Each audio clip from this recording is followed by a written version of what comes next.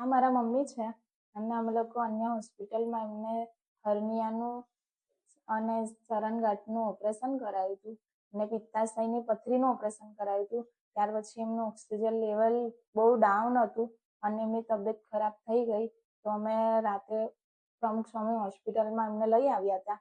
ત્યાર પછી એમને આઈસીયુમાં રાખ્યા અને જલ્પાબેન પટેલ એમના અંડરમાં હતા મમ્મી, અને એમની સારવાર ખૂબ સરસ થઈ અહીંયા.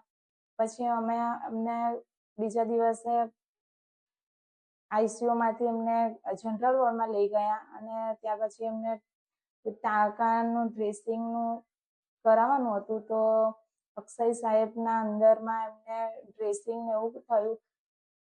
પછી એમની તબિયત ખૂબ સારી છે એ સરસ છે. પછી અહીંનો સ્ટાફ પણ બહુ સરસ છે અને અહીંના ડૉક્ટરને બધાએ બહુ સરસ ટ્રીટમેન્ટ આપી અને ખૂબ સારી રીતના સારવાર થઈ. પછી 3 દિવસ અમને અહીંયા રાખી અને પછી અમને રજા આપી દીધી.